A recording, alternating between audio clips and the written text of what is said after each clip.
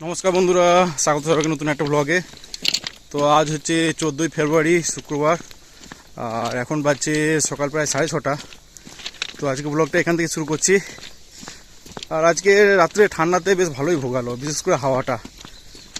তো মোটামুটি ভোর অবধি বেশ ভালোই ঠান্ডা ঠান্ডা হাওয়া দিল। তো নাক মুখ একদম ঠান্ডা করে দিয়েছিল আর কি। তো এরকম হাওয়া দিলে চশমা আনতে হবে মনে হচ্ছে। তো এখন তো বেলা হয়ে গেলে, এখন দেখছি সূর্য খুব তাড়াতাড়ি উঠে যাচ্ছে। তো এখন 6:30 পেরোলো জাস্ট, ভালোই রোদ করা শুরু হয়ে গেছে। আর এখন মোটামুটি 14 নম্বর প্রায় ঢুকবো এখন।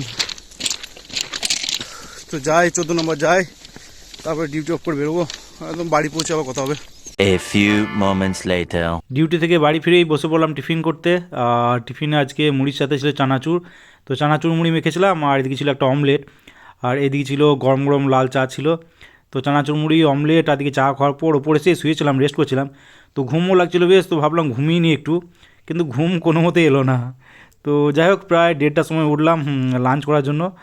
আর আজকে লাঞ্চে ভাতের সাথে ছিল কাঁচা পেঁয়াজ দিয়ে আলু সানা ছিল, এদিকে এদিকে বেগুন সানা ছিল, সাথে ছিল ডাল।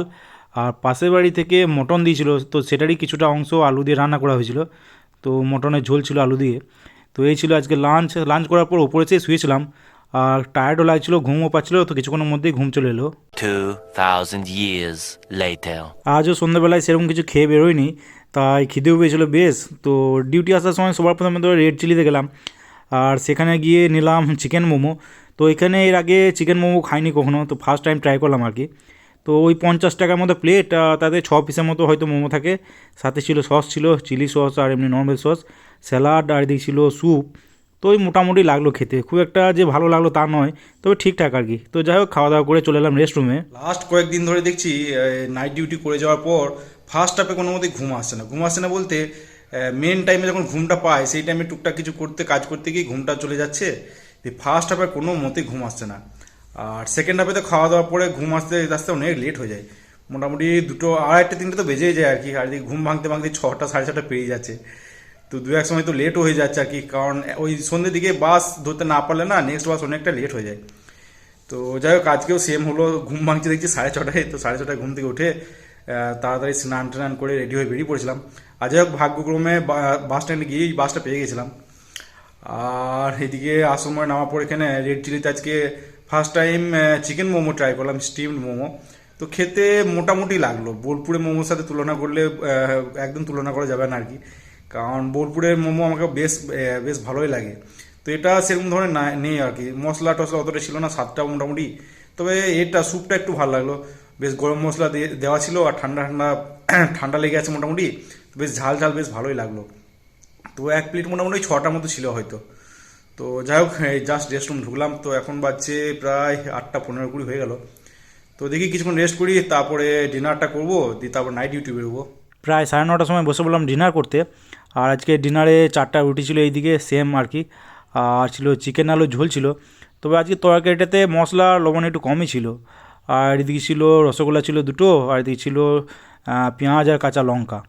তো এই ছিল আজকে ডিনার। তো ডিনার তো হলো, তো এখন মোটামুটি প্রায় 10টা বাজতে চললো। তো দেখি কিছুক্ষণ রেস্ট করবো, তারপরে ডিউটি বেরোবো। আর আজকে সন্ধ্যাবেলায় ঘুম থেকে উঠে আমাদের যে গ্রুপ থাকে আর কি, আমাদের রেলেরই নিজেদের স্টাফদের মধ্যে একটা গ্রুপ আছে। তো সেখানে দেখলাম যে দিনের বেলাতে আগুন লেগেছিল বলতে রেল লাইনের ধারে যে ঝোপগুলো থাকে ওগুলোতেই আগুন লেগেছিল আর কি। তো আগুনটা একটু বেশি ভয়ঙ্কর ছিল। তো মালদা থেকে এক্সপ্রেস যেটা থাকে সেটা 10-15 মিনিট দাঁড়িয়ে ছিল আর কি এই আগুনটার জন্য। তো এই শীতের শেষের দিকে এটা হয় আর কি, গাছপালা একদম শুকিয়ে যায়, আর একটু আগুন লাগলে দাও দাও করে আগুন জ্বলতে থাকে। আর আমাদের এদিকে লাইনটা মোটামুটি মাঠের ধারে আর কি, মাঠ আশেপাশে। তো প্রচণ্ড জোরে হাওয়া বয়, আর আগুনটা বেশ দ্রুত ছড়িয়ে যায় আর কি। তো নর্মালি তো ম্যাক্সিমাম জায়গাতেই রেল লাইন থেকে অনেকটা নিচে জঙ্গল থাকে, কিন্তু কিছু কিছু জায়গায় কি হয়, রেল লাইনের কাছাকাছি জঙ্গল থাকে আর কি। জঙ্গল থাকে ঠিক আছে, কিন্তু কেটে ফেলা পরেও গোড়াগুলো থেকে যায়, তো সেইগুলোতেও আগুন লাগলে সেগুলোতেও ছড়ায়।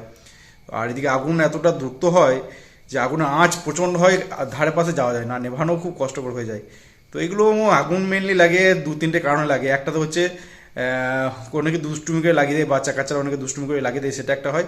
আর অনেক সময় কি হয়, ট্রেন যাত্রীরা বিড়ি সিগারেট খাওয়ার পর কি হয়, ফেলে দেয় বাইরে জানলা দিয়ে। তো সেখান থেকে মেন আগুনটা কিন্তু লাগে।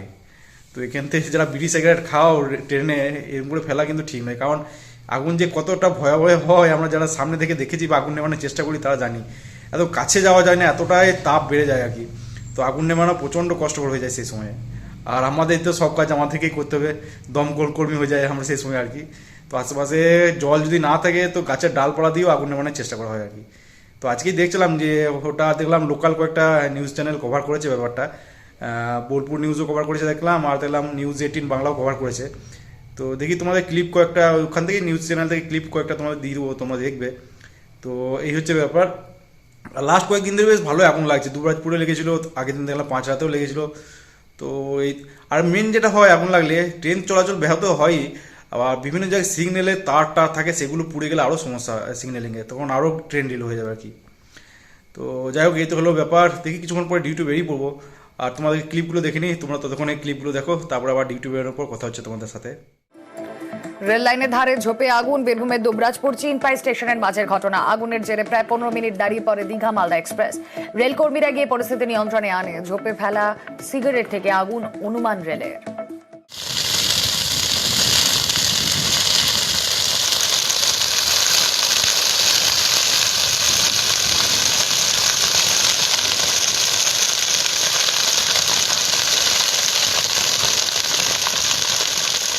আমরা কাজ করতে করতে দেখি যে লাইনের পাশে আগুন জ্বলছে, ঠিক আছে। তো আমরা তৎক্ষণাৎ আমাদের যে স্যার তাকে আমরা জানাই। তো তিনিও আসেন আমাদের কাছে, আমরাও গিয়ে পরে সে আগুন নিভিয়ে দিই।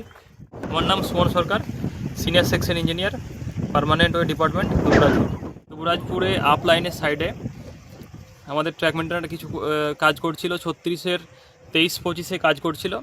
ওই সময় হঠাৎ করে দেখতে পাই আগুন লেগেছে।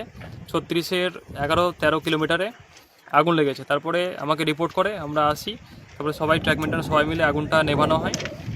ওই সময় একটা এক্সপ্রেস গাড়ি হয়েছিল, এক্সপ্রেস গাড়ি দাঁড় করাতে হয়েছিল। তারপরে আগুন নেভানোর পরে গাড়ি মোটামুটি 10-12 মিনিট দাঁড়িয়েছিল। তারপরে আগুন নেভানো হয়, তারপরে গাড়িটা পাস করানো হয়েছিল। 2000 years later. এখন বাজছে প্রায় 1টা, আর চলে এসেছি শালব্রিজে। তো আর কিছুটা গেলেই 1/4 কমপ্লিট হবে আর কি, ফার্স্ট রাউন্ডের অর্ধেকটা কমপ্লিট হবে। আর এদিকে দিন দিন দেখছি ঠান্ডা বেড়েই যাচ্ছে। অন্যান্য সময় এই টাইমটাতে গরম পড়ে যায়, কিন্তু এই বছর দেখছি এখনও ঠান্ডা রয়েছে। তো যাই হোক, ঘুরে আসি এবার।